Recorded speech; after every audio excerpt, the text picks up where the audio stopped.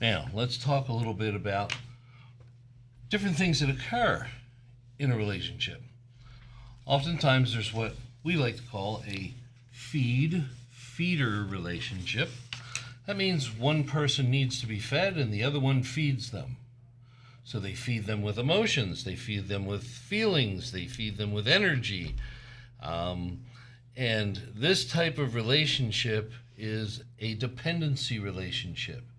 There are not two whole individuals, there are two half individuals trying to get nourishment from each other rather than self-nourish and develop the self-love so they can share with their partner.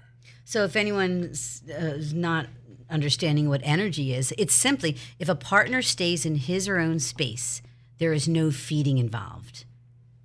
If you're in your own space, you're not feeding off of someone's energy or being fed.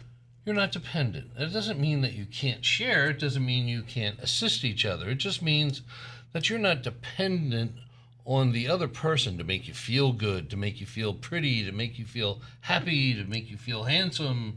That's not required. You do all that self-sustainingly. And then you share with your partner positive things in the sense that you support each other or you play together or you find new adventures to do together. And it becomes more of two sovereign people or two complementary people being together rather than one always having to carry the weight or carry the burden. I'm sure some of you have been in a relationship like that. Absolutely, yeah. I know I have been, and you constantly are carrying the other person emotionally or mentally or financially in some way that they're not picking up and participating in the relationship. Yeah, when he says emotionally, I relied on my partner sometimes, well, especially this guy next to me, to assist me with my emotions, which stemmed from my beliefs. So now I know that now. So there was a point that I had to take care of them on my own and simply use Michael as a sounding board or for my blind spots, like invisible spots that you couldn't see. Mm-hmm. And that's okay if you're supporting. See, there's a difference between supporting. What I'm saying is you can support your partner while they're growing from that because we're all taught to be that way. What are we taught as children typically? Be dependent on your parents. Be dependent on the authorities or someone to give you something, a way to feel good about yourself, the things that you need in life. These types of things are pretty common for people to get. Now, we're not talking about super dysfunctional families where you don't get anything. Right.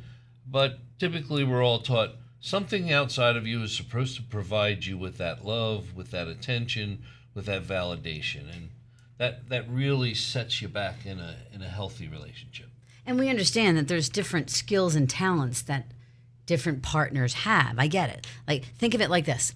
Let's say one partner is afraid of taking chances and is constantly leaning on the other partner to make the first move at family parties or even with the children, right? There is one thing about not being ready. There's another thing about never being ready. So the word supporting someone means giving your partner crutches until they can walk on their own, right? So, I learned in our relationship how important it was to ask for help as well as tell my partner, hey, Michael, it's your turn to step up with this one. You need to do this. So there's different towns, like supporting each other versus, Well, yeah, some people turn that support into dependency. So don't confuse dependency and someone having to take care of you for support. Support is sort of like a cheerleader. They cheer for you, they help you, they encourage you, but they don't do it for you, and they don't do the brunt of the work for you. So be careful not to confuse those two. Mm-hmm. I find a lot of people do confuse that. Another thing that happens in those feeder situations is people not being heard. Oh, yeah. This is a huge one. So, that was my big one. So tell us a little bit about it. I'm saying this to you, Michael. Why aren't you hearing me? The problem was I was hearing her. I was repeating her words in her language. And you know what I've discovered even in my sessions with people, is that not being heard is an emotional challenge, not a verbal listening skill. Right. But Because a lot of times someone will say, so I'll be working with a couple, and you'll hear one say, "Oh, I need you to pick up the kids after work," and the person says, "Yeah, sure, okay, I'll do it." "Yeah, but you didn't hear me. What? I need you to pick up the kids after work." And they say, "Yeah, okay, I got it. What did I miss?" And what it turned out was, underneath they were saying, "I'm emotionally distressed. I have too much to do. I need a break." That's what they were looking for. And they were looking for their partner to tell them, "Okay, you can have a break," rather than just "okay." yeah, it's important to know that. So they felt unheard because there was all this silent emotional communication that the other person wasn't privy to. And what happens is the one with the emotional distress is looking to be fed.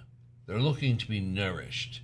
And the other person is totally unaware of it. So therefore, they can't be a good feeder. So the relationship breaks down.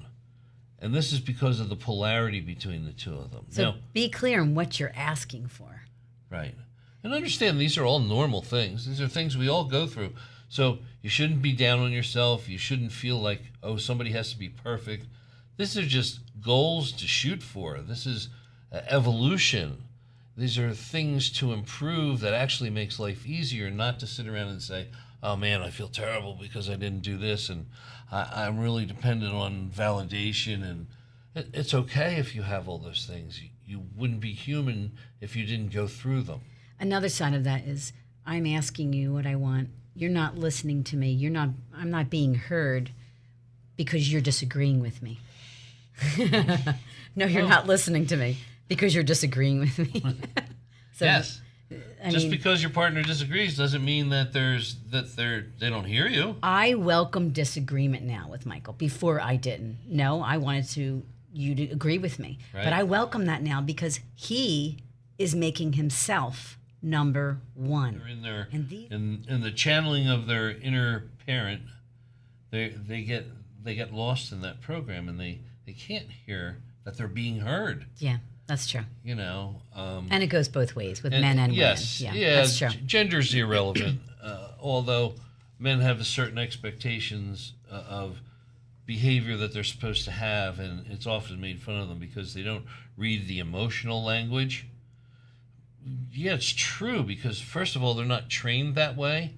They're really trained to just listen to the words, be logical, and communicate as clearly as possible in general.